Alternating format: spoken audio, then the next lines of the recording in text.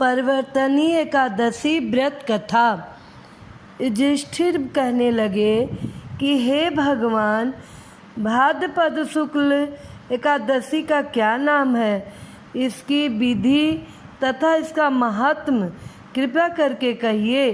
तब भगवान श्री कृष्ण कहने लगे कि इस पूर्ण स्वर्ग और मोक्ष को देने वाली तथा सब पापों का नाश करने वाली उत्तम वामन एकादशी का महात्म मैं तुमसे कहता हूँ, तुम ध्यान पूर्वक सुनो।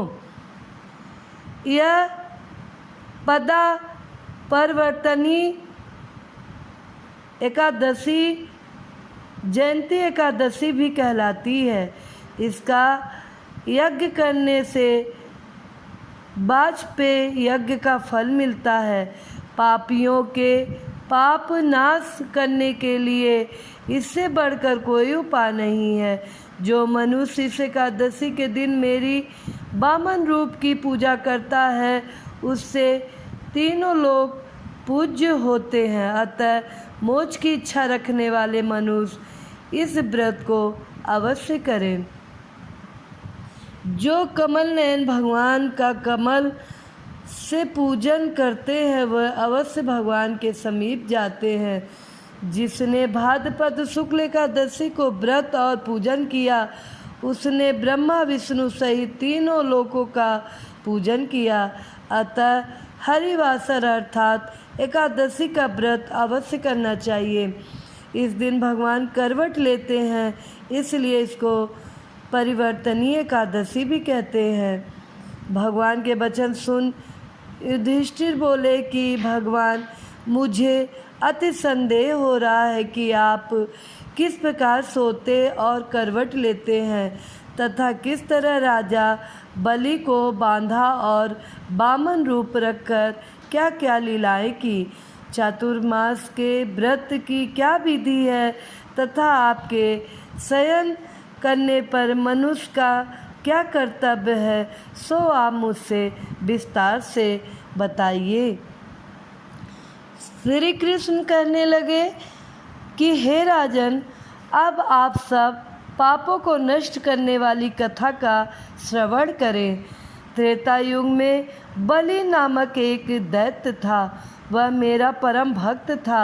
विविध प्रकार के वेद सूत्रों से मेरा पूजन किया करता था और नित्य ही ब्राह्मणों का पूजन तथा यज्ञ के आयोजन करता था। लेकिन इंद्र से द्वेष के कारण उसने इंद्रलोक तथा सभी देवताओं को जीत लिया।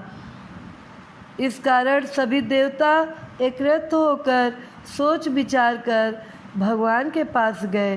बृहस्पति सहित इंद्रादिक देवता प्रभु के निकट जाकर और नतमस्तक होकर वेद मंत्रों द्वारा भगवान का पूजन और स्तुति करने लगे। अतः मैंने वामन रूप धारण करके 5वां अवतार लिया और फिर अत्यंत तेजस्वी रूप से राजा बलि को जीत लिया। इतनी वार्ता सुनकर राजा युधिष्ठिर बोले कि हे जनार्दन, आपने वामन रूप धारण करके उस महाबली दैत्य को किस प्रकार जीता।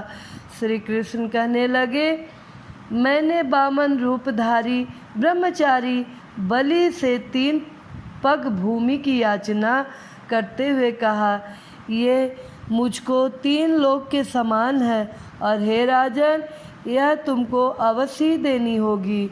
राजा बलि ने इसे तुच्छ याचना समझकर 3 पग भूमि का संकल्प मुझको दे दिया और मैंने अपने विक्रम रूप को बढ़ाकर यहाँ तक कि भूलोक में पद, भूलोक में जंघा, स्वर्गलोक में कमर, महलोक में पेट, जनलोक में हृदय, यमलोक में कंठ की स्थापना कर सत्यलोक में मुख, उसके ऊपर मस्तक स्थापित किया। सूर्य, चंद्रमा आदि सब ग्रह, गण, योग, नक्षत्र, इंद्रादिक देवता और शेष आदि सब नागगणों ने विविध प्रकार से वेद सूत्रों से प्रार्थना की। तब मैंने राजा बलि का हाथ पकड़कर कहा कि हे राजन, एक पग से पृथ्वी, दूसरे से स्वर्गलोक पूर्ण हो गए, अब तीसरा पग कहाँ रखूं? तब बलि ने अपना सिर झुका लिया और मैंने अपना पैर उसके मस्तक पर रख दिया, जिससे मेरा वह भक्त पाताल को चला गया। फिर उसकी विनती और नम्रता को देखकर मैंने कहा कि हे बलि, मैं सदैव तुम्हारे निकट ही रहूँगा। विवेचन। पुत्र बलि से कहने पर भाद्रपद शुक्ल एकादशी के दिन बलि के आश्रम पर मेरी मूर्ति स्थापित हुई। इसी प्रकार दूसरी क्षीर सागर में शेषनाग के पृष्ठ पर हुई।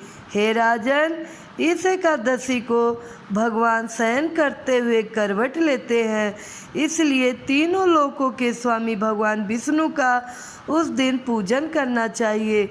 इस दिन तांबा, चांदी, चावल और दही का दान करना उचित है। रात्रि को जागरण अवश्य करना चाहिए। जो विधि पूर्वक इस एकादशी का व्रत करते हैं वह सब पापों से मुक्त होकर स्वर्ग में जाकर चंद्रमा के समान प्रकाशित होते हैं और यश पाते हैं। जो पाप नाशक इस कथा को पढ़ते या सुनते हैं उनको 1000 अश्वमेध यज्ञ का फल प्राप्त होता है। इस तरह कहानी समाप्त होता है। बोलो विष्णु भगवान की जय। बोलो परिवर्तनीय एकादशी की जय।